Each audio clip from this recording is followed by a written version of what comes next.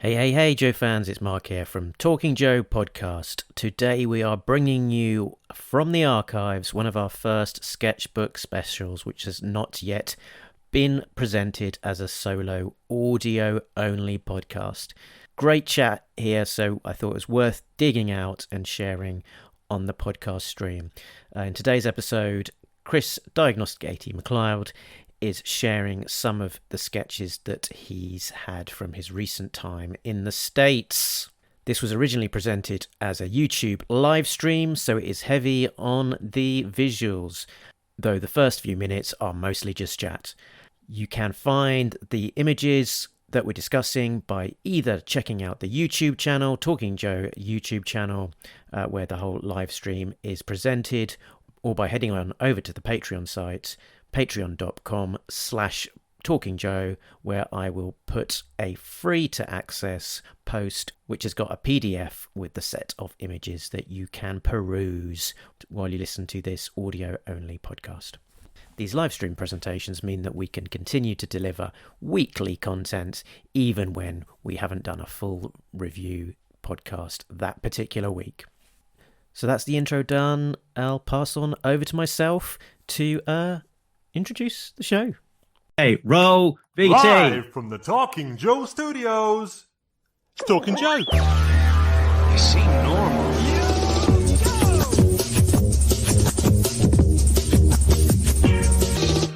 Whoa, Nelly. We're back. We're live with another Talking Joe sketchbook special. We'll be talking to Chris Diagnostic McLeod about some of his collection that he's accumulated over the years with some other special guests. So without further ado, let's roll the intro and then start meeting people. Sketchbook. Here's my sketchbook. I can show it to you if you wanna have a look. Sketchbook. Here's my sketchbook. And now I will stop this song. There we go. So indeed going to be a Talking Joe sketchbook special. I'm sorry, I've got a bit of a cold. So let's start meeting some of the people that will be appearing with us today. And I may or may not have had quite a lot of time on my hands this week. We'll find out if there's any clues about See, that. not yet cold, it's Chris McLeod. He's rather rude and rather loud. He loves that GI Joe hovercraft. He'll take that whale and go. Soon may the co-host come to bring us comics and chat and fun. One day when the talking's done, we'll take our leave and go. Absolute There we banger. go. Absolute banger. I love it. It's Chris. Thanks for joining us, Chris. And we're going to be finding out all about your etchings that you bring the ladies back to show, which will be fascinating. And we will be joined by a host of special guests to have a look at them, discuss them. Who should I go first? Let's go. I really want to talk Joe with you. It's a real American Tim. American Tim. And there he is. Good morning, Mark. Good morning, Chris. Good morning. Hello. Tim. And who else has got a theme tune? It is J.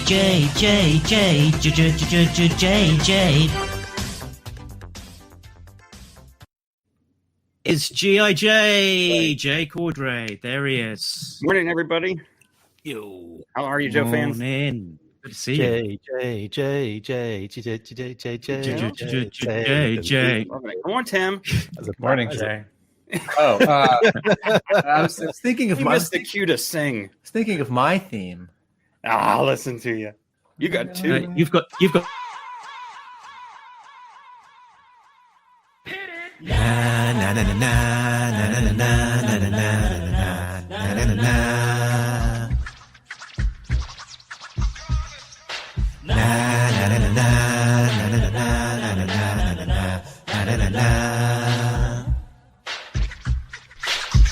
Take a the nitpicker, Timmy Finn, analytical prankster, Timmy Finn, picking holes in your colouring, Timmy Finn, still love GI Joe. Timmy Finn.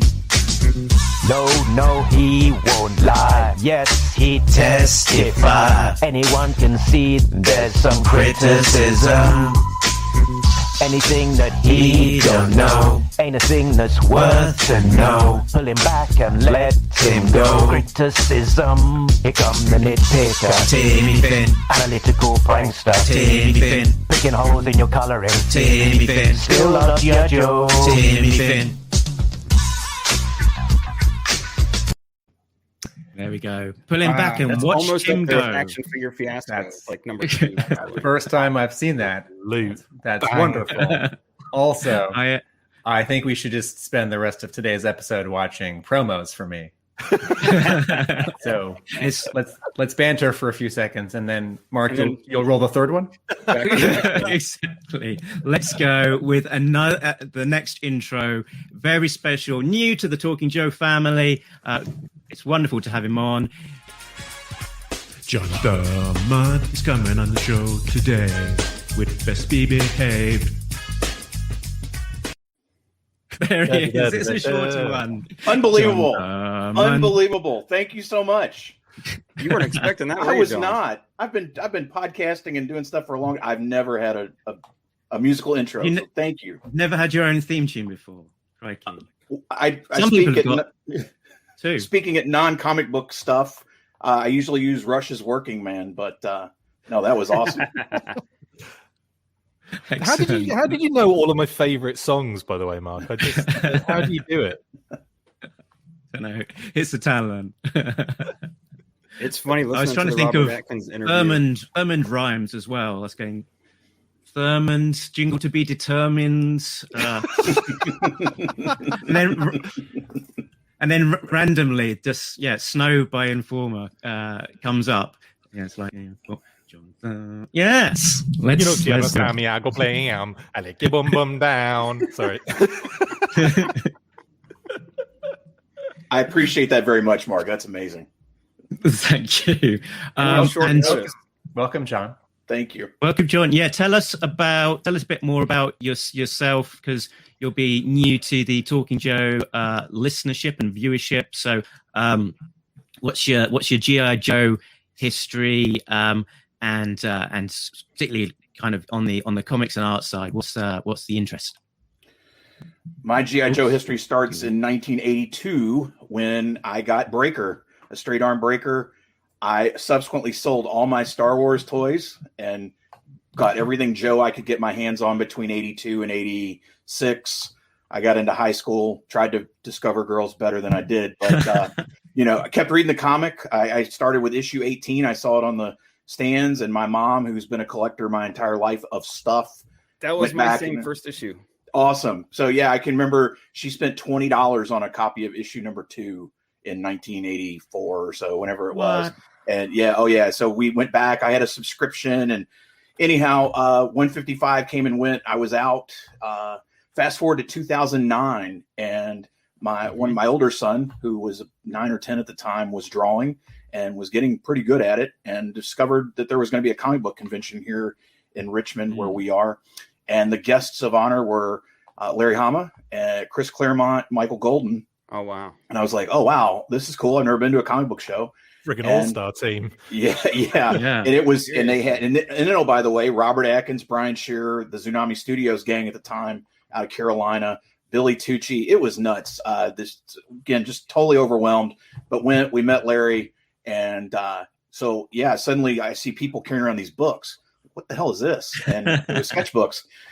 So we got super into it, got really excited. I got into some of the online Joe community and discovered, I don't know if you guys know Shane Simic. He went by Nuke Simic for a long time. Shane has had this amazing sketch collection for many, many years, and kind of got me turned on to it. Went to Baltimore Comic-Con in 2010, and it's all been downhill from there. Started my sketchbook, discovered that, since my son was a really, really bright kid and funny, and took a portfolio with him everywhere, artists would talk to him, and eventually we started, making friendships with artists. And so I've gotten to be fairly close with several of the Joe creators of the last 10 years. Also, because I was older and mature and kind of knew what I was talking about, the promoter here in Richmond made me the handler, for lack of a better word for people. So I have lost count of the number of times I've had meals with Larry, Herb Trimpe, rest in peace, Steve Rude, Bob Camp. Met a lot of people over the years, and so it's amazing. It's been a whole nother thing. And of course, I'm a human resources practitioner by trade, and most people in HR, the comic book people, get really excited because of all the people I've gotten to know, and through podcasting, other things. I've gotten to be friends with Tom King. He killed me in Batman a while back. I know you guys covered it on the show. Shannon Gallant, who's become a very good friend over the years. Shannon made Thurmond's Ice Cream, the Blue Ninja truck. So amazing. I'm in Real American Hero. My son and I are actually in 180, one of the scenes in San Diego. And man, it's nuts. Absolutely John, insane. Did you just give yourself a GI Joe style code name? Handler?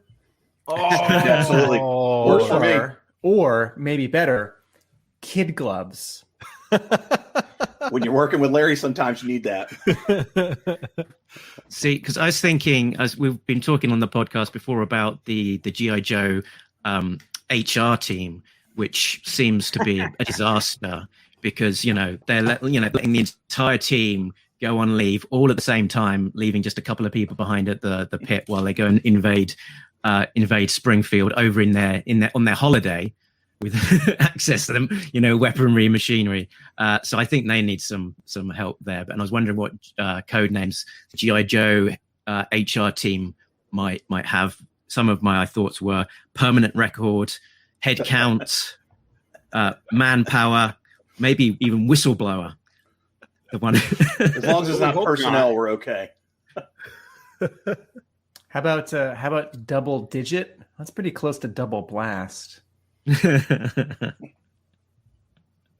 Very good. And John, just before you for a second. Just before we went online, you were telling me about the ultimatum you had about your GI Joe collecting. Could you just tell us about that? Yeah. So after that convention in 2009, I just jumped right back in full bore. Started collecting the comics again and catching up on all the things I'd missed in the since 155 was 94. So I had 15 years to catch up on, and wow, was collecting, started collecting, reading all the comics, dabbling in some of the figures again. And my wife basically said, look, you pick one thing, art, comics, figures.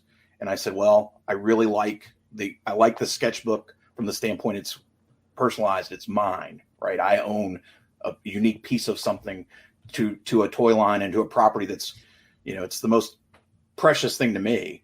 So I said, okay, art. And of course, she wasn't real thrilled with that at the end of the day because I get stuff that I post on the walls, but it's flat and I can hide it too. Exactly. You can fit a heck of a lot of stuff in a flat file. That's right. That's right. He's put a lot of thought into this. Yeah, and it's nice as well that the artists give them all away for free as well. So you never have sure. When you were given the option of one thing, you should have said stuff, and that would have covered everything. She was clear about pick one thing in the property, right? So, she saw these stuff all piling up. So does that go with art?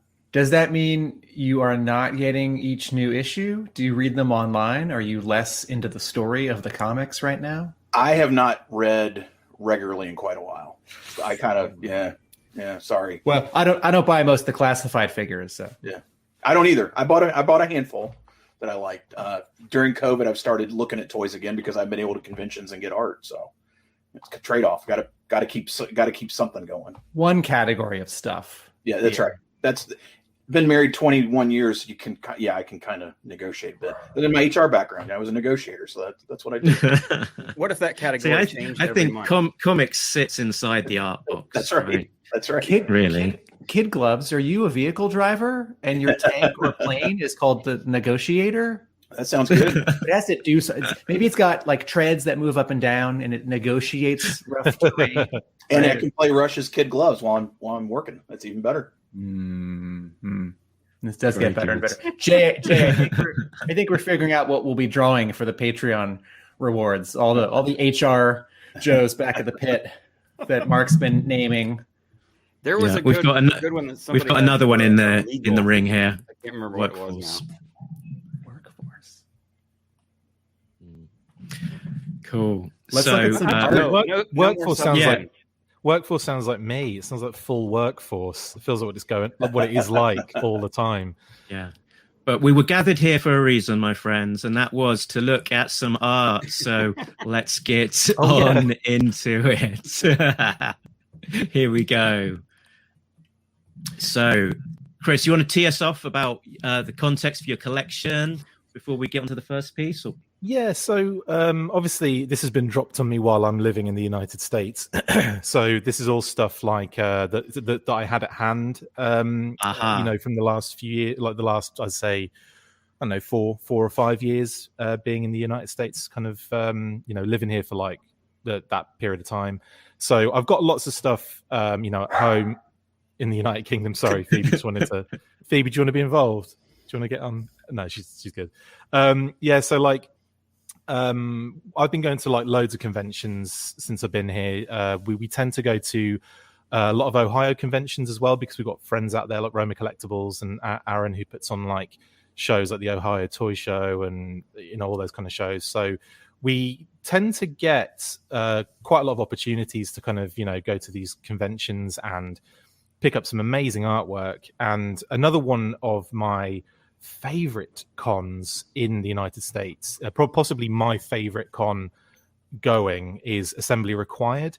It's run by Brian Sauer, who does the art for a lot of the merchandise that's sold there, but like prints and t-shirts and all sorts of cool stuff that he puts on. But the show is just it's a small show. It's like quite intimate, but it's like loads of people like we're really close friends with, and I have to admit, like it's definitely, I look forward to that more than any show. Going to any show, I thought JoeCon was always fun. Like that was always a real like loads of fun, but it was so expensive. And like I'm not like you, John. Unfortunately, I don't pick one thing. It's like anything with a GI Joe badge on it or Action Force brand on it. It's like it's probably going to be bought. So in that sense, face on the side. Yeah, exactly. If Flint's on it, I'm buying it. Yeah. So or if Lightfoot's on it, I'm buying it. So that's right. Yeah, a bit of a Lightfoot fan. But the only reason I'm a Lightfoot fan is because I randomly saw a Nerf Terror Scout in Toys R Us once and thought that would make a really cool mine detector drone for Lightfoot, and so I made a cosplay out of it and ended up, that was it. So anyway, Assembly Required, amazing show. Brian Sauer runs it, and he does our graphics as well for the Full Force. So if you ever see a weekly or a burst or comics burst, news burst, all those beautiful panel graphics. All done by Brian Sauer. He's an absolute genius. And I wanted to start off by looking at a few prints from Assembly Required. There'll be a little bit of a running theme here because I'm a big Tiger Force fan. I love the kind of Air Force, the GI Joe and Cobra Air Force. So there's a lot of kind of like plane-based stuff in here, but there's also on top of that, you'll see another character that might pop up a few times. But if we start with the Assembly Required, the first print for that one, Mark, and that is this beauty that Brian Sauer put together. And it's effectively the characters from the Sunbow cartoon in their Tiger Force gear that obviously never happened in the Sunbow cartoon.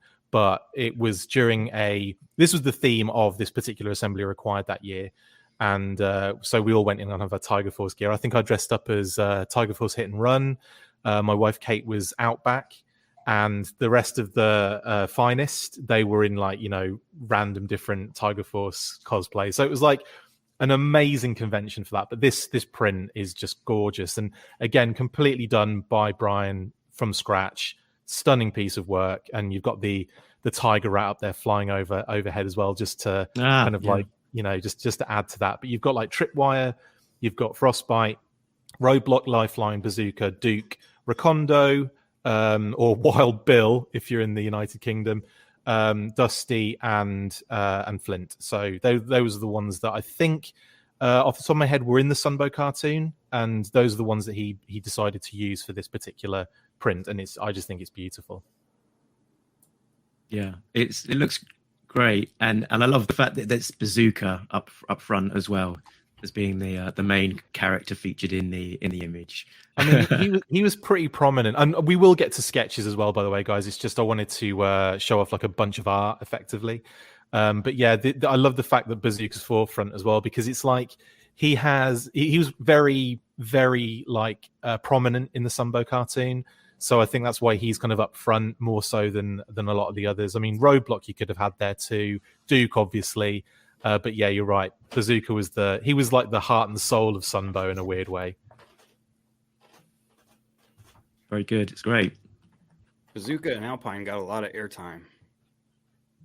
In fact, you could have thrown Alpine in there because he was later. He was done later in Tiger Force, wasn't he? I know it would have been a different design, and you'd have had to kind of like he would have had to, really, I suppose, Sunbow up that kind of more modern short wearing kind of design. But like, yeah, I still think this is amazing. Yeah, cool. Right then, click on to the next one. Yeah, sure. Okay. Now these next two, actually, I mean, if you don't have to have both of them up, but you can flip between the two of them. These are very similar kind of pieces. You've got the basically the Night Boomer, aka the repainted Sky Striker from Night Force, and you've got the Tiger Rat, which is the repainted Rattler from Cobra to GI Joe. So again, I love these ones. They're very much like. It's not like Tim will know the kind of style, but I'm not talking. It's not like propaganda posters, but it's got that kind of vibe, hasn't it, Tim? What's the actual art style? I can't think off the top of my head. Russian constructivist. Okay, we'll go with that. This is the Russian constructivist style, but also like Chinese propaganda posters. Yeah, it's definitely got that kind of vibe to it, and I just love what he does with these prints, and these happen like. More or less every assembly required, there'll always be like a new kind of like aerial, poster with the different planes on it, related to the theme of the show that year. So obviously we had the Night Boomer, but I think the Night Boomer, I think it was a Night Force. Yeah, it was Night Force theme. I think it was the last one we did actually. And again, I went as Night Force Lightfoot, and Kate went as Night Force Outback, which is amazing. So we cosplay together. Couples that cosplay together stay together. So yeah, and again, Brian Sauer just absolutely his work is so clean and so crisp and so beautifully colored as well. Like there's just some real vibrancy about everything he does. And if you flip back to the Night Boomer, you're talking about a black. Just an all black, pretty much plane, but he does so much with it. He's almost given it Outback t-shirt sleeves, if you know what I'm talking about from the original Outback Night Force figure. But like, there's just so much like going on there. There's so much detail, even though it is just a black, piece of work. But like, and obviously the background makes a lot of difference, changing the colors up to make it pop off the page. But I love those prints so much. I think they're gorgeous. Yeah, great stuff. Cool. Let's flick on. Right, now, moving on then, and we get to my first sketch, and this was a very personal one because Jim Griffith, who I grew up with as a kid, like we were friends in school, really nice, really wonderful guy. We ended up kind of like, we basically, it was really interesting. Like we kind of, through school, you know how it is, like you kind of like you tend to kind of drift apart a little bit, even during like like a different, maybe you go into high school and you're in different classes and you end up kind of drifting apart a little bit. And that kind of happened a little bit. We were good friends, and then we kind of split up a little bit in that sense. And then not split up. I'm saying like we were a couple, but you know what I mean. And then we kind of like, we ended up getting kind of back friends again when I think it was like a couple of years into high school. And I kind of found out that he was an Action Force and GI Joe collector. And I went around his house for something else completely. I think it was, I was on my bike, so it was way back in the day. So I cycled over to his from my little village, Munsley, to his little village in, I think, Thorpe Market. And yeah, again, these probably words mean nothing to anybody. Probably not even Mark, because we're talking Norfolk right now. We're talking like in the wilds of the United Kingdom country, and beach side. So I I literally tend to think of the UK as like England as being sort of fairly straight up and down, and I forget that there's this other sort of the little bum blob that on the sticks right. out. Yeah. I always thought of the UK looking like it looks like a witch on a broomstick, and her arse would be Norfolk. That's how I see it. So apologies, I forgot that we're live now, and I should censor myself. But this particular, Chris, so anyway, keeping it classy. Yeah, well, you know me. Yeah. So we kind of we get back together again in terms of like the friendship kind of thing. And I go around his house, and he says, "Oh yeah, I'm a big Action Force kind of fan." Pulls out a box of all these figures, and in there was Lady J and a couple of others. I had most of them that he had, apart from this Lady J. I'd never seen Lady J ever as a kid. So I was like really excited, and I'm kind of playing with it, and I was like, "This is amazing." And he says, "Tell you what, you can have her." And the reason I was going around there is because he had some old Battle Action Force annuals, and so I borrowed them off him, never gave them back, so they're mine now. But he basically said, "You keep them, keep the Lady J. I'm kind of getting out of it now." So that's how I ended up with these. And then it was that one actually. It was that one and the Tiger Force cover annual, the GI Joe. I think it was just a GI Joe annual from the UK, but it was a Tiger Force cover. And so I borrowed those off him, stole them. And anyway, years down the line, Jim was an amazing artist. I knew that when I was a kid. We knew he was a great artist. And he does these amazing, beautiful dog, people's dogs. Like if they'll send him pictures of their dogs, and he'll do portraits for them, and they're gorgeous. We actually got him to do a commission as a present for Kate of our two dogs, Max and Phoebe, which I should have sent to you so you could post that up, Mark. Sorry, but anyway. He basically out of the blue one day says, "I've just been listening to the podcast and I'm really into it, and you guys are talking about Action Force and GI Joe, and it's really fun, and I can't believe it, and it's bringing back all these memories, and like it's really cool to hear your voice on there." And I was like, "Wow, this is amazing." And he just did this sketch for me. He just drew this randomly, and you can see it's on like a bit of scrap paper as well. And then sent it on and said that I just was messing about, and we were talking about the war correspondence story from one of the Action Force comics. I think one of the Action Force monthly comics, where Snake Eyes basically gets unmasked by Ripper. And he thought it'd be funny to do me getting unmasked by Ripper in this kind of like, fight. But he gave me this ridiculous knife. I don't know why. It's amazing. But it's like almost like we've been in this fight, and he's really done a job on me, Ripper, and he's pulling the mask off. And I just, when he sent it to me, I was just like, oh my God, that is like, it's spot on. Like, it's beautiful. Like, I love what he's done with Ripper. Like, he's a little bit kind of, a bit scrawnier. And he's got like, all of the signposts there, the hair, the shades, the kind of the dog tags, the vest and everything, kind of almost like a belly shirt kind of thing. And it just looks amazing. And what he kind of made me Snake Eyes, which I thought was really cute. But having like the mask being this very like material, kind of almost like spandex mask with this heavy visor stuck on it, I just thought was really cool. And and again, like just amazing piece of work. Where are we? Yeah, there you go. There's the war correspondence. Great. Yeah. So this reporter's kind of told to go and take pictures of this Action Force facility. Shocked. And he didn't realize, but he's got this one shot of Snake Eyes with his mask off, and you don't see it in the issue, which is great. You just see the back of his head, and he kind of got little bumps on it with like tufts of hair sticking out. They really made him like some sort of Elephant Man vibe going on. But I thought that was great. Anyway, and that's the first sketch of the day, should we say? And again, just gorgeous work from Jim. Excellent. Style looks like Adam Polina. Oh right, yeah. He's definitely with Jim. He's got a very unique style. This is another one of his actually. This is Snow Job, obviously. But this, could you zoom in on this a little bit, Mark? Because this is some real beautiful detailing on this. Like for one thing, I didn't know he'd done this, and I went around his house to pick up that sketch, that one that he'd just scribbled down.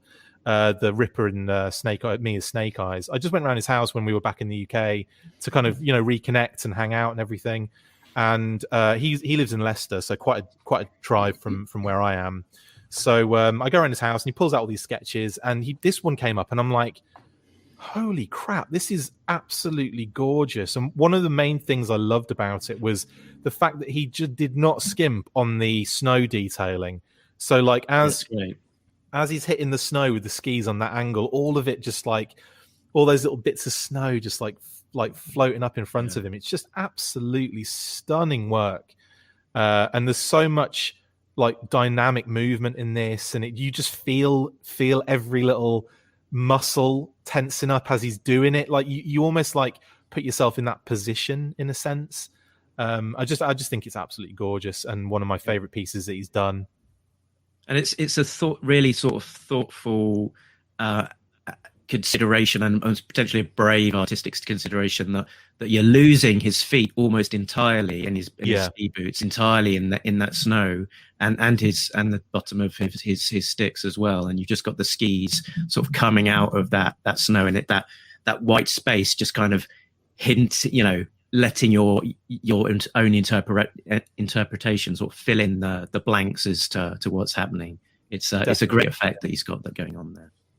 Yeah, it's absolutely stunning, and just everything about it. Like, and when I've got the piece obviously at hand, and it's up close and personal. There's just so many just beautiful decisions he made, in terms of the actual artwork, and he's just got this real knack and this real style and this real quality that he is a professional artist, not a professional Joe artist, but he went through a little period after listening to the podcast of doing loads and loads of GI Joe sketches, and I would share them on the Full Force page, and he would be really like excited because people were seeing stuff like that, and usually he does like completely different things. So this was like it was like almost like an exercise for him to kind of try and go back and do some GI Joe and Action Force stuff. And I just remember seeing this and going, dude, it's one of the best pieces of snow job art I've ever seen in my life. Like, it's just gorgeous. His figure work is really nice. And those hands are great. They look perfect, especially close up. Yeah, I find that in a lot of artwork, even like the really good stuff, is the hands can sometimes stand out a little bit as like, it's really difficult to get them right. And he just does some just really subtle work with them. Like the one his left hand holding the stick out is just, he's just gone simple with it. It's like thumb over the top. Yeah. You can't see most of it, and it's just like some really nice, really well thought out shading to kind of get the hand right. And I don't think he doesn't use any reference as well. Like, this is just off the top of his head. So this is why he's like a genius to me. Like, Jim, he's just incredible. A less thoughtful artist might have made it like something like this. Yes, exactly.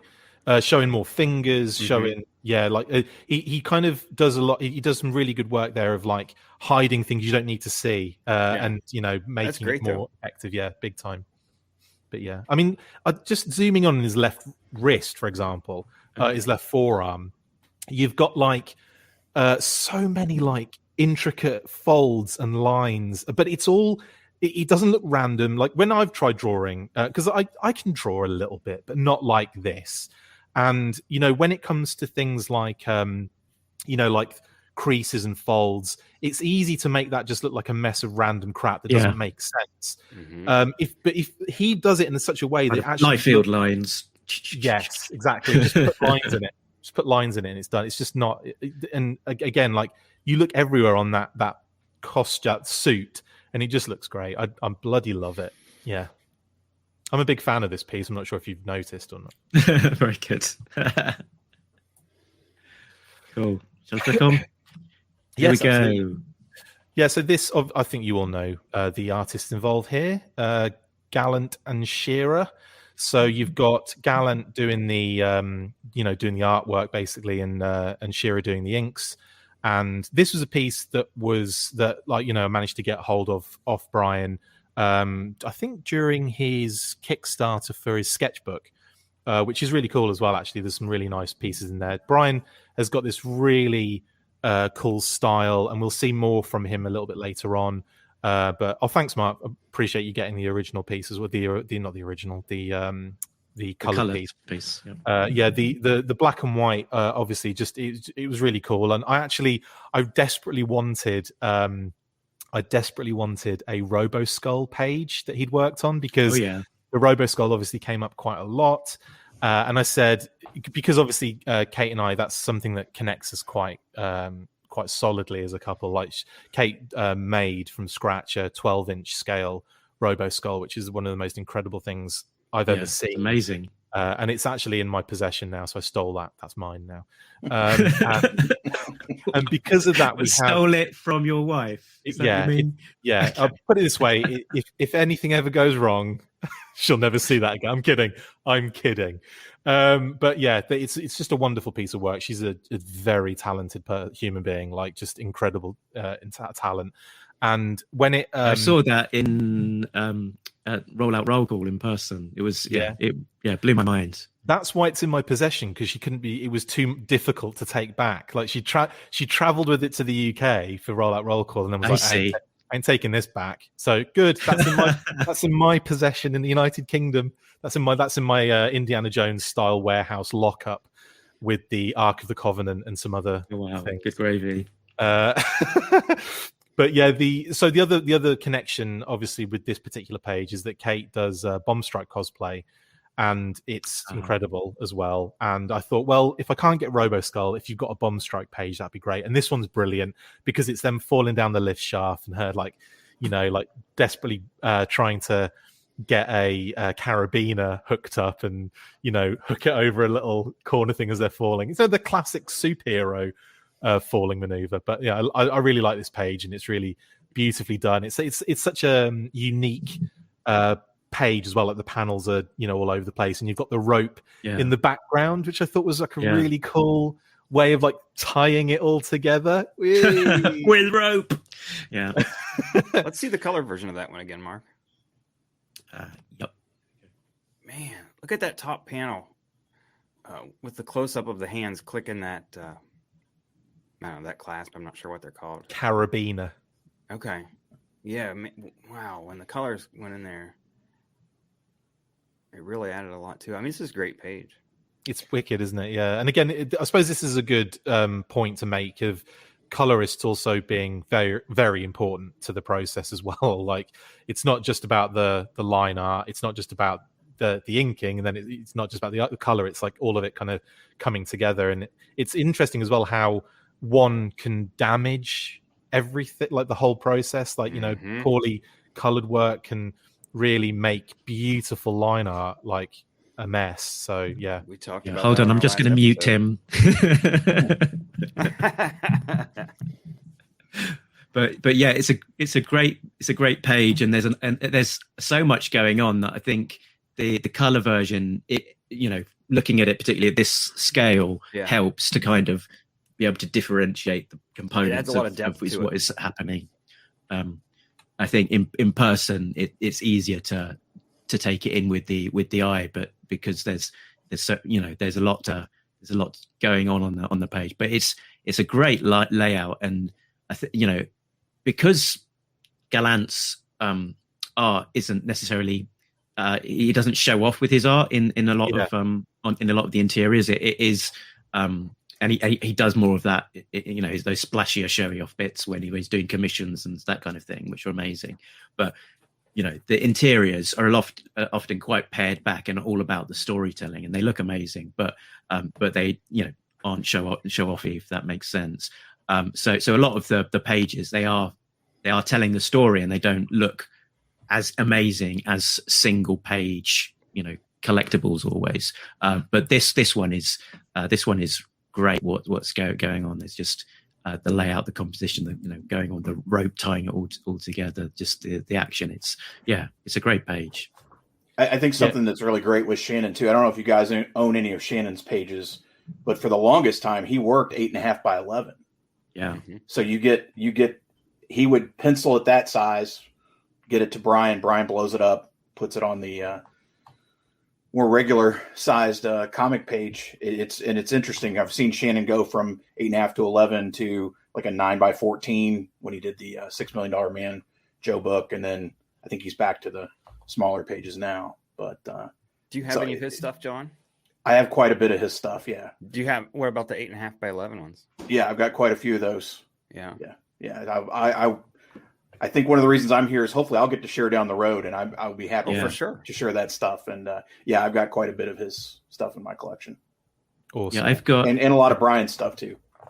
I've got a couple of Brian Shearer inked pages, quite a few of Gary Erskine inked pages, and I think just one Gallant pencils, and that was actually a regular Bristol board comic book page size. So an era. I thought for a second there you just had one of his pencils. So it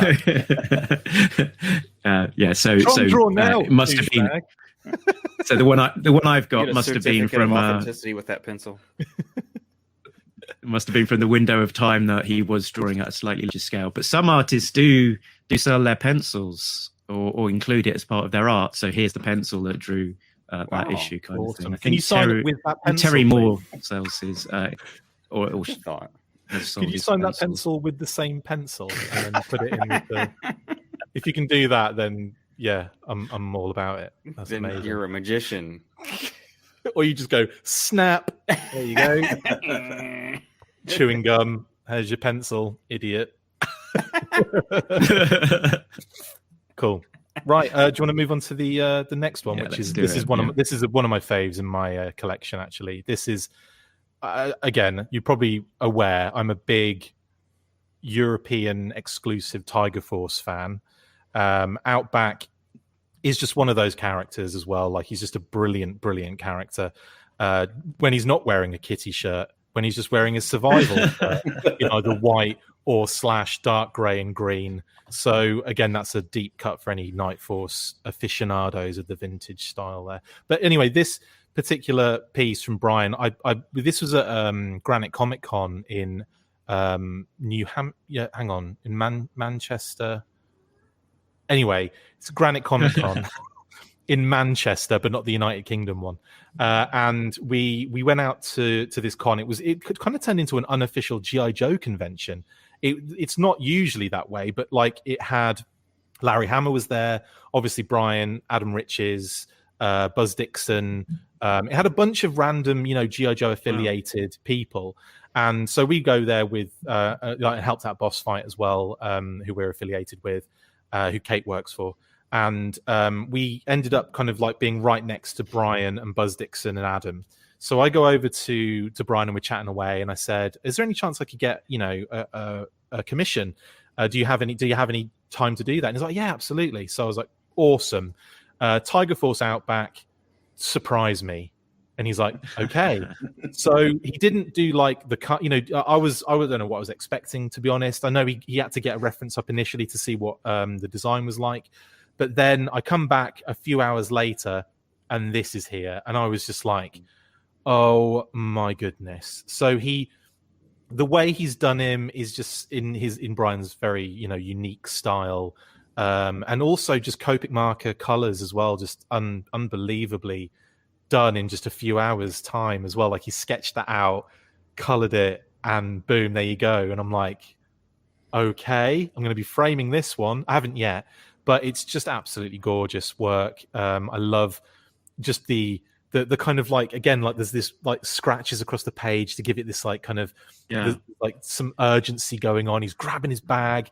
Like, obviously something's happening, and in my head the story, he never said anything about what it was actually happening, but in my head there's a story of like, he's set up for camp, and then all of a sudden he's like, there's either a giant friggin' bear in the vicinity or some sort of cobra like team are nearby, and he's grabbing his bag quickly to throw it on. He's grabbed his knife because obviously he doesn't have time he's not maybe near his rifle or whatever, and he's just about to like pounce or like, about to fight or get involved in some sort of action. I'd like to think it's a bear and that he wants to like give it a chance before having to go, close quarters combat with it. Rather than shoot it, he's going to get his knife and he's going to kill it if necessary. Something along those lines. He's not going to put a satchel full of explosives around its neck like Spirit. No, what's it? Could be. Look at this satchel he's got.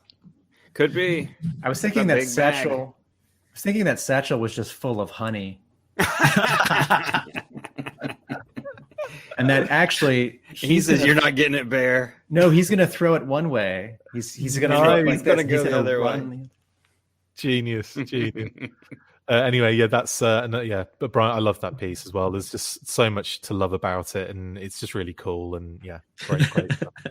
It makes a reason for him having his orange tiger T-shirt. That survival is all about survival. You know, going out, lasting as long as you can. The tiger T-shirt is just full on bear fighting mode.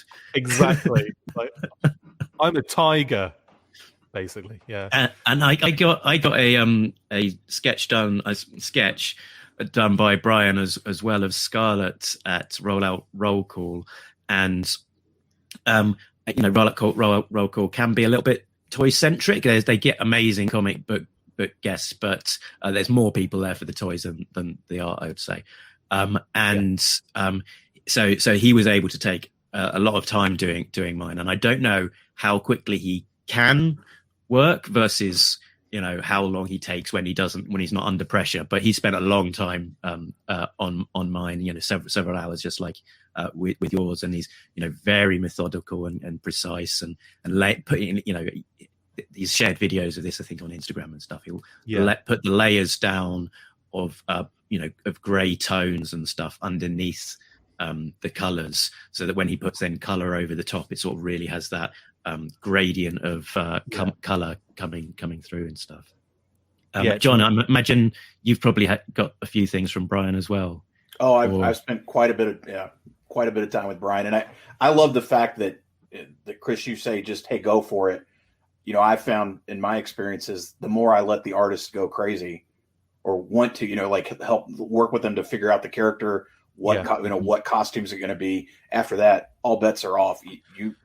You're the creative part. I just go for it. I'm the ideas man. You're the creative part. That's right. I must admit, I find it's like a dialogue that you have with each individual artist, because obviously some artists prefer a little bit more structure, especially if they're working in that kind of really speed oriented kind of like environment, like a con. But you're right. Like some of them will just be like, they. In fact, I think what happened was Brian said, "Do you want anything specific, or do you want me to just go crazy with it?" So if they offer that, then they can do it, and it's like, yeah, go crazy, just surprise me. That's totally cool.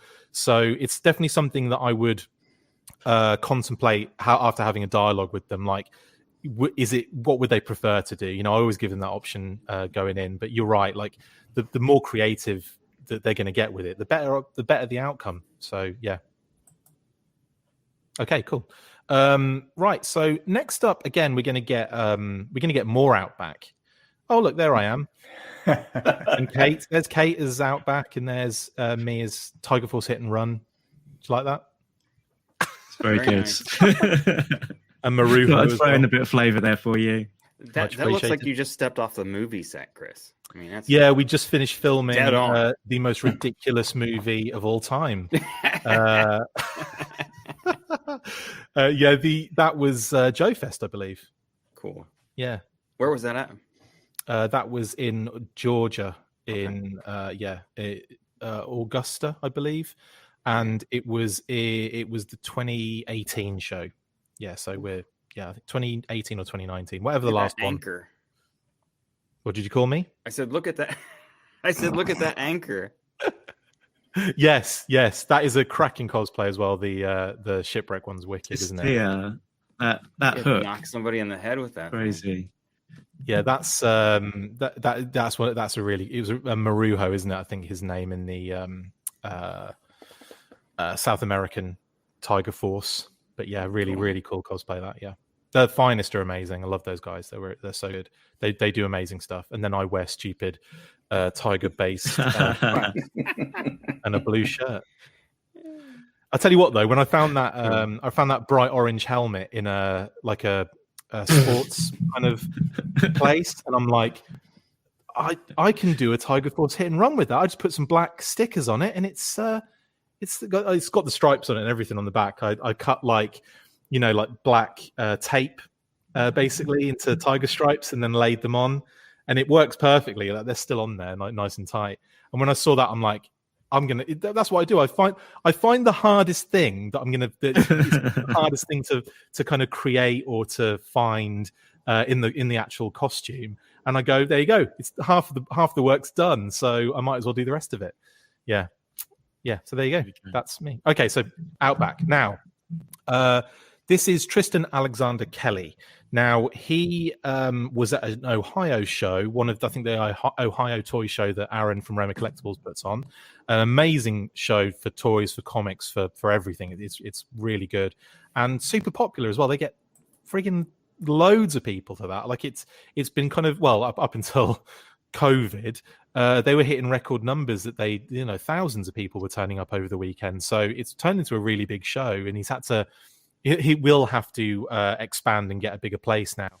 But while I was here at this show, Tristan Alexander Kelly, Nicholas Wentland, and the Broken Arrow crew were doing a special cover, that Roma Collectibles exclusive cover for A Real American Hero, which was the Scarlet versus Storm Shadow cover, with like Ninja Force Scarlet and Ninja Viper, and they did lots of different versions of this cover. And while they were there, I was sifting through all of their really cool artwork and speaking to Tristan and Nicholas. Nicholas does the colors on the stuff, and Tristan does the lines and inks, I believe. And it was just like looking at all this stuff. I was like, this is amazing. I bought every print they had. They had 3 different versions of Tunnel Rat, the same print, but then obviously him in Night Force and him in Tiger Force and him in Sonic Fighters and so on and so forth. They had this one with Outback, and they had him in multiple different versions. And I bought all of those. I bought all of the, everything they had. I basically just went, yep, I'll have one of each. Thank you very much. And they were just gorgeous pieces. Now, this is the Tiger Force Outback print that I picked up off them, which again is really cool. Again with a knife, like it's just amazing. Like he's definitely for me more synonymous with a random curved flat than he is with a knife. And it's just funny that they both versions have given him the knife, holding it in similar ways as well, may I add. But yeah, this is, again, I thought it was really cool. And they offered me the original. And so Tristan sent it to me in the post after the fact with some extras to give away on the show, extra prints. So big shout out to Tristan. Does, again, beautiful artwork. And this is another kind of really cool sketch that I'm happy to say I have the original of. This is the actual original piece as well, like the first kind of, on like the kind of hard card. It's really, really awesome. So yeah, that's Outback. Again, the artist didn't sign it. No, I don't. I think I'll have to look at it again. I think it might be on there somewhere in a really hidden way. I can't see from that shot, but yeah, even if he hasn't done, I know it was him. I was there when he was doing some other stuff as well, and yeah, he's a great artist. He's done all sorts of really cool stuff, and again, yeah, Nicholas Wentland did the colors on this as well. So yeah, is the signature right under his leg, right by his knee? Oh yes, there it is. Yeah. TAK, okay. I think it is. Yeah, like tap. But it's not on the original art there. It's not in the same place. Ah, interesting. Maybe they were wondering if there was going to be type, and it's like, well, we can move the signature around in the color version if we might have like a burst here or some words here. Very possibly, yeah. Or he might have just forgotten completely to just put his name on it, and then yeah. But yeah, it's so cool, and yeah. You can kind of almost see the process there as well going on with some of the different lines and the different like the inks over the kind of blue pencils. It's really cool. Can you zoom back into the middle? Because so there's a spray. There's a muzzle. Oh yeah, muzzle flash spray that didn't get inked and didn't get colored. Maybe because that would block his chest, which is the main part of his costume that we associate with him. Yeah, it was in there originally though. Look. Yeah, so there's actually a few versions of this as well. Like I said, there's the Night Force and the regular white t-shirt version as well. So I bought all those too. But I just wanted to show the Tiger Force one, seeing it was like the theme of today's sketch. Okay. Anyway, yeah, so that's Tristan Alexander Kelly and Nicholas Wentland for Outback. And moving on, and you'll be familiar with the massive signature on this one, guys. And again, this is from Codename Iowa, Assembly Required. Again, Brian Sauer's amazing show he puts on. Now, Ron Wagner is a very good friend of Assembly Required, and because he's in the Ohio area, and this show is just great. And Ron is so funny and so lovely, and we've spent a lot of time together being like Assembly Requireds now. And I just had to. This is a print that he did for the show, so I bought this off him. But he has actually done a number of pieces for myself and Kate while we've been there and previous shows, and I'll get to that one in a sec. But just coming back to this one, this is just gorgeous of Hit and Run. And what's really cool about this is that it's very it's like a hint of Hit and Run, because there's so much like shadow and darkness and it's just so really intriguing and almost like very, I don't know, very Rogue Trooper, very I don't know, like just very dark and ominous, and yeah, just really cool, I thought. Ron Wagner is one of those artists who I feel like Joe fans, certainly with me, in my mind there is like quintessential Ron Wagner, which is like how he draws around 1987. Yeah. And then I sort of forget that he did Punisher and some Fourth World stuff. He did a Superman annual at DC. He did 3 issues of Excalibur, which I didn't discover until a year ago when I was in the basement of my comic book shop. Amazing. And we had all 3 of them, and I thought, oh, I should take these home and read them. And you know, it's like, well, there's GI Joe and there's Nth Man, and then I feel like with some Joe fans, and maybe because they're less into the comics than the toys or what have you, and it does a little disservice to a Ron Wagner, because when he was drawing Joe, he'd only been a professional for, you know, like 2 or 3 years. Yeah. And some of his Joe work, either it's when the book was running bi-weekly, or you know, that book was always was having deadline troubles, and so some of his issues he's drawing breakdowns, and other artists are inking finishes, and his style has changed a little bit over time, but he was always very good. But he's gotten much better, and there is so much confidence in this drawing and in this color treatment, and it's really interesting to look at that, like one issue of GI Joe he did, what was it, around like 2013, and part of the annual, because it looks like him, sort of what we think of as like the platonic ideal of Ron Wagner GI Joe art around 1987, but it also doesn't look like him, because his work has matured. Not right now while we're doing the live stream, but anyone who's watching this later, I encourage you to go to his website, which is rjwagner.com, and look at his other work, his sketches, his paintings, murals. His work is all over Des Moines. So when we go to the show, we go to like this place called Zombie Burger, and all on the wall, you've got these like amazing pieces of like art of zombies coming out of the wall with like pieces of real wood like attached to it to make it look like it's artwork on the wall, but then the wood's kind of put on top of it to make it look kind of cool and funky. But that whole piece of art is by Ron Wagner. We're in there like in the line, like waiting to go in to be served, to be seated. And I'm looking at this piece of art and said, that is amazing. And I look to the bottom, and my eye just wanders to the bottom right of the picture, and there, in massive white, like, you know, script, is his signature. And I'm like, no. But it's like that all over Des Moines. You go anywhere in Des Moines, if there's art on something, it's probably Ron's. It's mental.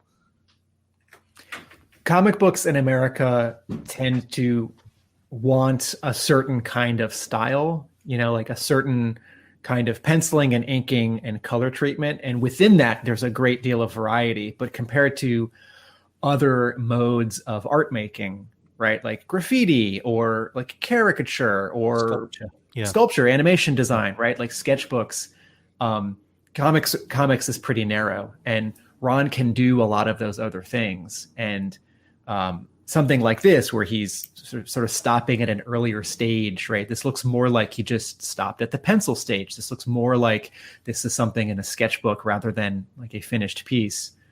It reveals a lot of talent and a lot of good choices. Absolutely. Yeah, I agree with that 100%. Yeah. So A that's lot of that. confidence. Yeah, big time. That gun is beautiful. Ronfidence, we'll call it. from now on. He went to the Joe Kubert school, right? So he was Okay. trained for this. He Yeah. did some work on the Midnight Suns titles, didn't he, Tim? Yeah, he drew He drew A Year of Ghost Rider after Tech Sierra left, and then he drew, I think, almost all of Morbius. And didn't Morbius run like 24 That sounds issues? I'm waiting, right, because this Morbius movie is coming, and Marvel has solicited their first 2 epic collections of all of Morbius's appearances from random issues of Spider-Man and Fear and whatever. Mm-hmm. And I'm assuming that inevitably Volume 3 of sort of the complete Morbius and the epic collections will be that Midnight Suns solo book. Yeah. Cool. Okay. So that's Hit and Run, beautifully drawn by Ron. I've got another Ron piece before we get to my final piece, and this was done again like on the day at Assembly Required, and you can see if you scroll down to the bottom right, his signature's there, nice big scribbly writing. Now this, I basically went up to his table. It was the last con. It was the last Assembly Required we were at before COVID kind of kicked off, and Kate was dressed up as Night Force Outback, and she'd done Tiger Force Outback. Not actually, I don't think she's done regular Outback. That's the easiest one to do. Yeah. I've had to design 2 T-shirts for her. We actually, for the Night Force one, I got her 2 T-shirts. One was green and one was grey, and she unstitched the sleeves and put the sleeves on it. Genius! It was like the best bit of like real world customizing I've ever seen in my life. You know, it was brilliant. Anyway, so I went up to Ron and I said, "Could you do me a big favor and could I get an Outback, at the end of the weekend?" He's like, "Yeah, sure, no worries." And okay, great, brilliant. Come back again. This wasn't a great. I mean, it was by the end of the day, and he'd done it. And he's like, "Here you go." And I'm like, "Oh my god, that is phenomenal." Again, like the speed that, like, because I know it's a lot of hours, but for me that is really quick. Like that is, this is something. If I was to put my mind at doing something like this, it would take me weeks to really like get everything where I want it to be. So it's just like you said before, Tim, the decision making from an artist, making those decisions on the fly and just, or being like comfortable and confident to just bash it out, and it's like exactly as you wanted it. That's where he is now, and just look at that. Look There's at a lot of ink on that it. page. Yeah, big time. It's just glorious. So yeah, this was Ron at his very best, in my opinion. It's kind of a different style than I've ever background. seen from him. Jay, what do you mean when you say that? Say what, Tim? It's kind of a different style than you expect from Ron Wagner. What do you mean? I don't know. It looks almost more like what was the guy's name that did the first 6 issues of Walking Dead? Tony Moore. Tony Moore, Moore, yeah. yeah. Like particularly around his face and just kind of the shape of the arm.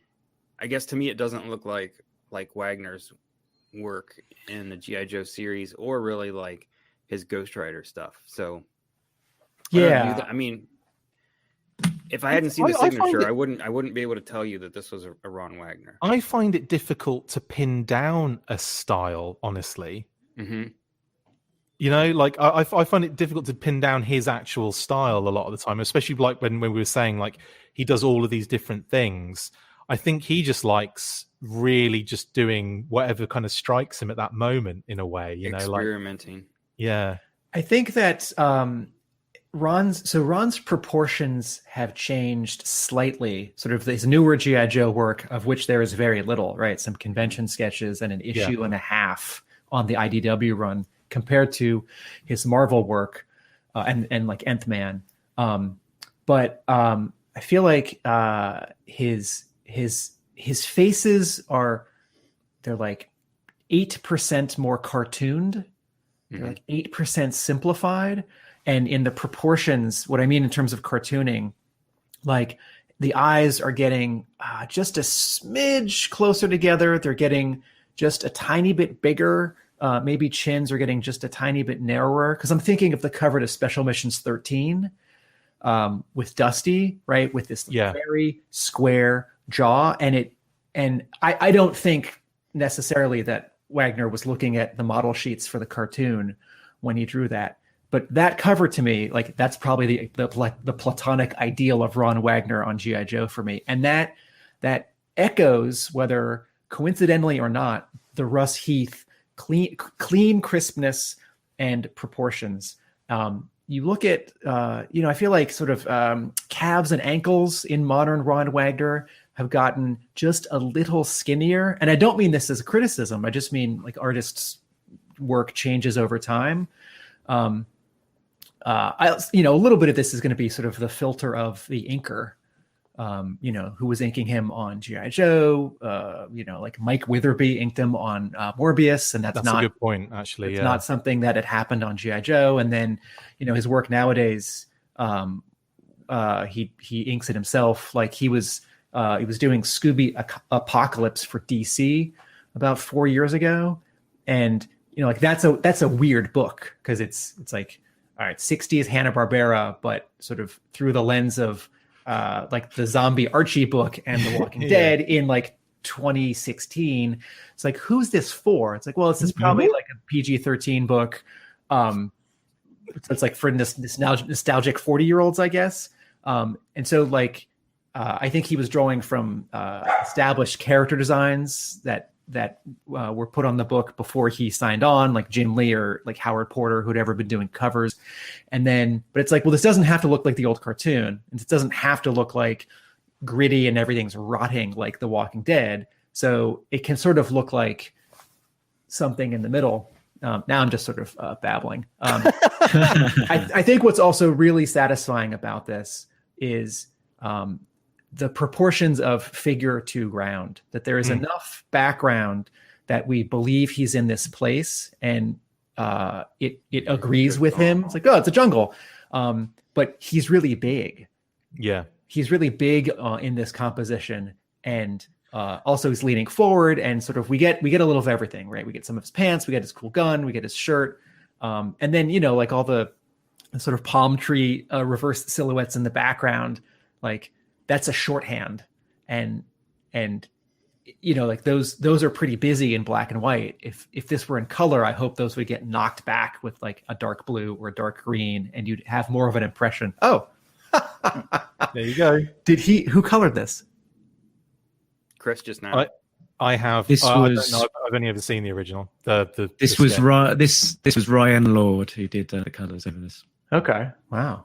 It's beautiful. Absolutely beautiful. I think some of the ink work on this looks like Klaus Janson, like his left arm there in particular, the hair and around the tricep.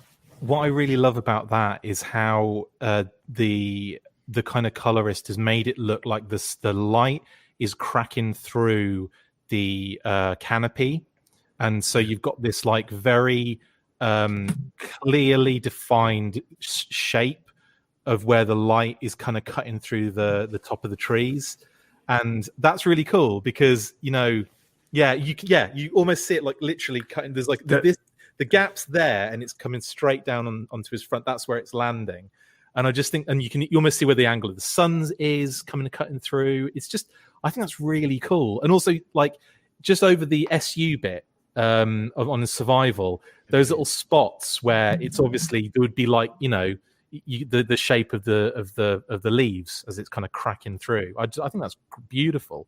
I mean, you could argue he might be coming to the edge of the jungle, but to me, it looks like a crack of light has burst through the canopy and is lighting him up there. But I mean, I suppose you could see it in two different ways in a sense, couldn't you?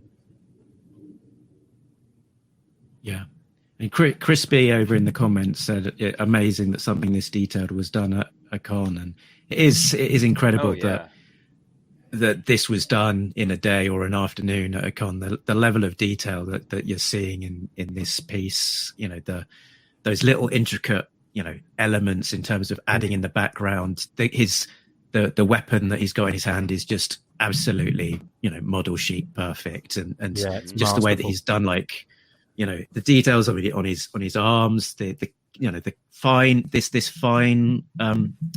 lines that he's added on into the folds, camo yeah. in the folds of his camo. It's pretty spectacular that he was able to do this in a convention environment rather than it's at home in a studio where.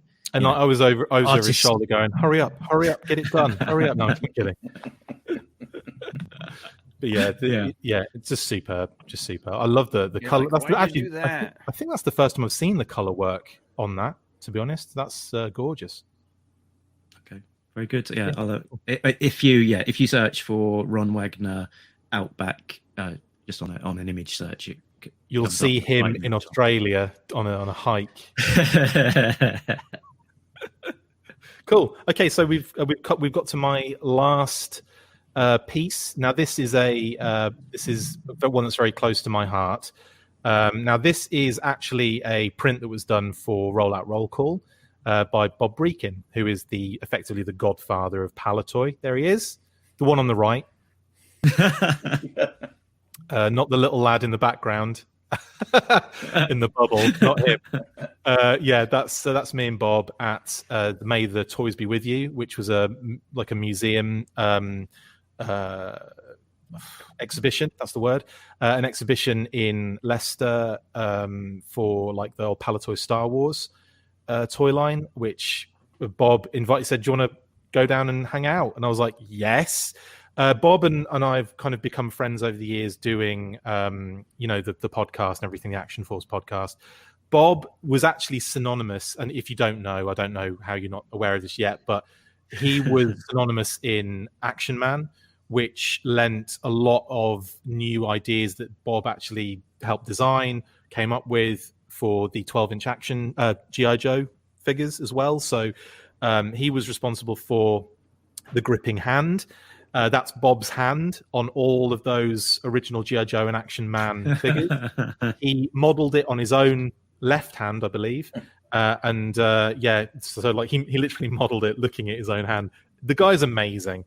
He did, and this is just one of those things where, again, if you're not familiar, Bob designed the Robo Skull. He designed the Red Shadows. He designed a lot of the Action Force figures, the SAS, the Q Force, Z Force, etc.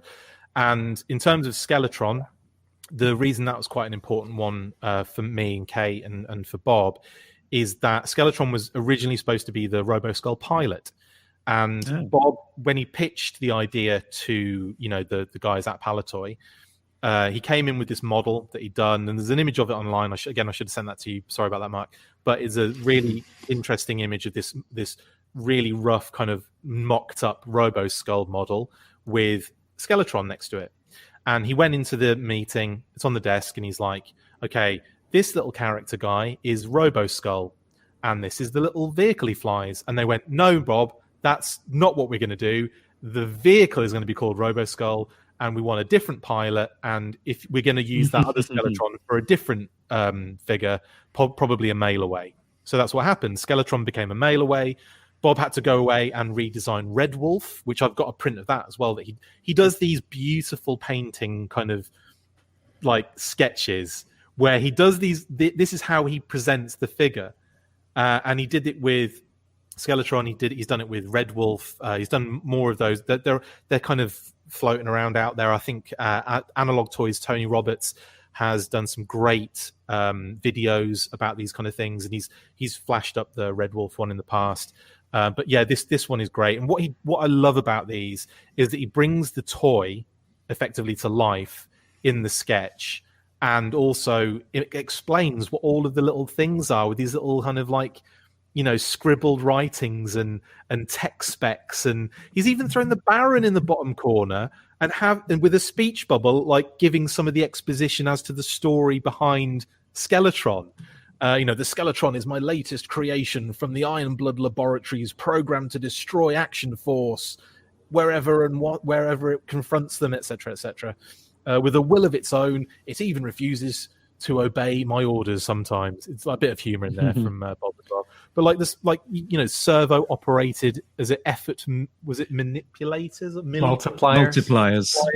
Just incredible things like that. Like things that, you know, you look at the figure and you go, it's just a bit of plastic stuck on there. Yeah. And he's like, you know, giving it life and everything. And I just think they're gorgeous, adorable. Bob does these amazing, like, they're like rough vehicle sketches for the Robo Skull as well, and it's just incredible.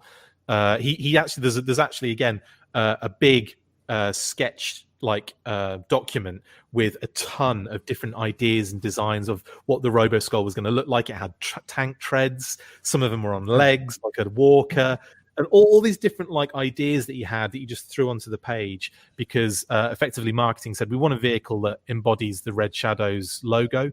So he looked at the logo and he went, okay, a flying skull with wings on it. Done. That's the kind of mind he has. So, Chris, there's a date on the bottom right corner. Yeah, 83. Yeah. So is this artwork all old and made into a modern print? Is this a new drawing to look like artwork from then and sort of retro signed? Basically, it's the original as a print with a few things added to make it a roll call exclusive print in the top right-hand corner. And I believe the Skeletron text was all the way across the top in the original one. It doesn't stop at that point, I don't think. And the but effectively everything else is, you know, is what it was. And he's signed obviously the actual print itself to Chris, you know, etc. But he didn't see into the future. Yes, who would want this? Back in 1983, he was like, "Is that guy Chris I'm going to meet?" Because obviously him and Marty McFly were really close, and so. So this is wait. Go back to the photo. Are you disappearing from the photo? That's me in the bottom right-hand corner. This is kind of the Action Force equivalent of the like internal presentation art that would have been happening over in Hasbro from Ron Rudat and co. Yes, 100%. That's exactly what this is. But I just absolutely love it, and it means even though it's a print, it's not the original. I'm not going to pester Bob for the original of these things at all. Like. Obviously it means a lot because we're really close now and we're good friends, and I just love his style and I think he's so just brilliant, and so big shout out to Bob Breakin, and I love that so much. That print is great. Brilliant. What a great story behind it as well. And I think that was the end of everything that you were going to show us, Chris. So end of the world. There's Bob. All the way back to the beginning. There we go. That's what we've been looking at today. I love that picture. It's amazing. So, thank you, Chris, then for sharing all of that. That's amazing, and hopefully you'll be able to get to the UK and dig out some of the rest of it from storage from that, you know, giant warehouse where they keep the Ark of the Covenant and everything else. And the rest of my toy collection, it's disgusting. Yeah, I'll send you a video to show next time. It's hilarious. Walking around all these big like plastic storage containers that are about 20 feet high, just stacked and stacked and stacked. It's bonkers. Honestly, it makes me feel a bit sick when I go in there sometimes. I'm like, I really should either burn this or no. But big fan of GI Joe and multiple other. I mean, I've got other stuff too in terms of like artwork. Like I'm a big Turtles fan, and I've got some really interesting art from, you know, when they get merchandise, that stuff gets merchandised out in like and licensed out in different countries. When it comes to when TMNT came to the UK and was Hero Turtles, I've got loads of weird art that they did commissioned from like UK artists or whatever for merchandise. And that's things like, you know, coloring books and T-shirts and stuff like that. And some of it's really cute, and like storybooks and stuff. And yeah, so I if I can dig some of that out, I will whenever I can get back to the UK to do that, I'll do that. Cool. Let's let everybody know where they can find us. So let's see who's up the top here. It's Jay. So Jay, where can people find you? Facebook, Jay Cordray, or Break Room Sketches. Yeah, check it out. Did some very good Zorana sketches this week. Most impressive. Most impressive. Most impressive. Yeah, those were a lot of fun. I love motorcycles, so even if I don't draw them very well, it's fun to do them. And biker chicks. How can you go wrong? Zorana, I didn't know it was you. Sorry, that's from the movie. I'm gonna be having a go at coloring one of those myself at some point this week. Well, you saw what my comment was, didn't you? I said you color it, and then I'll color it after you, and then we'll kind of compare. You tell me what I did wrong. See how, It's like one of those things where you draw a bit on the paper and then fold it up, and then I'll draw the middle bit and then fold it up, and then you do the top, and then see what it turns out like. I'll colour the top bit and fold it, and then you colour the bottom bit and see what we come up with. Actually, that would be a lot of fun. Can we do that? Chris added boobs again. Sure. Jay, can you send me a big photo or scan of the black and white, and I'll color it too? Yeah, for sure. Like I said, I just think it'd be interesting to see how people interpret it, because Skinny Joe Fan did one, and it was great. I understand what the goal was to make it look like one of the old toys, but when I got it, it was not at all how I had pictured it. Because I was thinking more metallic and silver surfaces and a lighter bike and everything. But it's awesome. Anytime somebody jumps on and says, "Hey man, can I take a shot of that?" Say, "Yeah, absolutely. I love to see what other people do." Definitely. I like what he did with the hair color too, like that kind of that almost like 2 or 3 tone going on. The way, because obviously she has like 2 clearly defined different color pieces of hair in the new figure. And then like the old one, it's just pink, isn't it? I think. Yeah. So it's really like cool. A weird kind of, I don't know. Yeah, it's an odd haircut. Yeah. Kind of trimmed out of 80s hair. I don't know what you'd call that. But yeah, I really like that. Was really cool, actually. Yeah, love that. Thank you. I appreciate it. And Tim, where people find you? There's a hint down the bottom. A realamericanbook.com. Excellent. Yeah, worth checking it out if you have not yet visited. Chris, you are ubiquitous. Yeah, you can find me at realamericanbook.com. I'm just kidding. You can't find me there. Actually, you can find me on one of the blog posts when you drew me for one of the Joe Con recaps, I believe. Love that. That's always one of my favorite things that you did. Also, I always steal it. Yeah, obviously. No, actually, one of the things I really liked, Tim, was when you did that draw. I know this. I'm gone on a tangent here. Apologies. But let's talk about me. Let's talk about you. When you drew that really cool version of, that it was like the Tomahawk before, like the presentation art for that first Tomahawk, which is like really weird design and odd. And it was at Hascon, and you drew it from memory as like a sketch. I had to actually use that sketch to describe it on another show I did ages ago, and said, Tim did this. This is the closest I could find of what it actually looks like. We weren't allowed to take photos inside Hasbro. Yeah, exactly. That was a fun, mate. How much fun was that little tour we did with all the art like laid out in the hallways? Oh my God, I'll never forget that. We were the legends as well. We were with like Guy Cassidy and Ron and on all those guys that worked, Ron Rudat, all the guys that worked on it pretty much. That's awesome.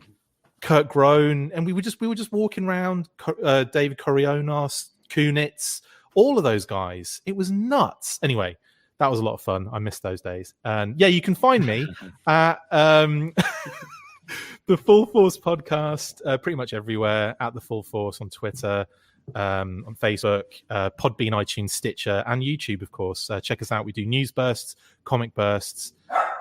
Thanks, Phoebe. Dog bursts. We've got a Patreon as well, so check us out on there if you want to support us. And you get loads of cool stuff like intel and sit reps and stuff that you don't get elsewhere, and you get it early. So yeah, there you go. So that's me done. And the weeklies, Full Force weeklies. Yeah, I asked my another one dropped today. This morning, and she was like, "What are you talking about?" I've been talking GI Joe too long to people. And John, I have presumed that you Jon Thurmond. JonThurmond.com for all things Jon Thurmond. If you follow me on Twitter, every November, every day of the month, I post a Joe Vember original art piece. Cool. something out of my collection. I've been doing that for several years. I think, Mark, that's maybe how we initially connected way back when. But yeah, Good. I'm around. Yeah. Very good. And you're also one of the members of Star Joe's, which is that kind of on hiatus or just movie and not posting quite so frequently at the moment? We haven't recorded in a bit. Ryan, who started the show 10 plus years ago, had a Kickstarter project, successfully launched his own all ages comic, and has been focused on that. Understandably so. But you guys, everybody else has picked up the slack in the meantime. Great content being out there, but yeah, we're still around. Just haven't been doing much with that show lately. Very good. And you can find me and the show at talkingjoe.co.uk, which has links to everything Talking Joe, including our newly launched Patreon. So thank you for our Patreon subscribers. Which is Jay and Richard, I thought you were going to say, aka Carol. I thought you were going to say Patreon subscriber for a second. Then I was that's it was for a while. Gentlemen, about it pretty bad yesterday. I said it's the cost of a cup of coffee. Come on, let's project confidence. You're getting hours of listening to your brother, and she thought, yeah, I can get that for free. The hundreds and thousands of Patreon supporters who have signed up for our content. Yeah. Until you make it. I just saw that Diana's chucked in some comments there as well. Thanks for watching. Let's talk about your tour. Diana was not allowed to take photos at Hasbro and smartly took some anyway. Yeah, Daryl took a cracking picture of her with the Tiger Force Ducat, I think it was. Should I say that, Diana? I've probably given the game away now. We're all going to be arrested. SWAT teaming going to burst through the windows. The Hasbro SWAT team. Also, they'll get you first. You're close because you're closest. A couple years earlier, on a different Hasbro tour, photography was allowed. So, oh well. Who always on the tour with you guys? Oh, it was Daryl kind of led it. Daryl DePriest. And it was all of the legends. It was Kurt Groen, it was Guy Cassaday, Ron Rudat, Dave Kunitz was there, Dan Klingensmith Jr. because he was running the kind of show, Dave from Flag Points, Tim, myself, Kate. There was a few other people there. Was James Cav there? I think. I can't remember. There was a few people there. There was a lot of it was probably about 20 on the bus, I think. Yeah. Chris, I'm going to correct you. Though I appreciate you changing your memory to include me, I went on the first tour on Friday. You went on a different tour, didn't you? I was not on your tour with those interesting people. I remember. I spoke to you afterwards, didn't I? And yeah, I remember now. Sorry, yeah. I was on the tour with 8 very nice people who I hadn't known before and haven't connected with since. But in my mind, I've also shifted. I think I sort of went on your tour also anyway. I think the legends were so friendly, and the nostalgia was great, right? Dan was so magnanimous. Like Daryl had all these movie theater after your movie's over. Daryl had these anecdotes, right? Diana not only took photos, she just took some of the paintings. Yeah, she took them. You were there in spirit for me. Thanks. So, and freedom. You were there in spirit and freedom. Thanks. I was wearing the Black Devil's Due spirit costume, which is why you couldn't see me. I was just blending into some shadows. I thought you were Snake Eyes. Okay. I was blonde once. We'll catch you down the road. Because we've been talking Joe. And we're all out of Joes. Full force. Chris. Thank you for...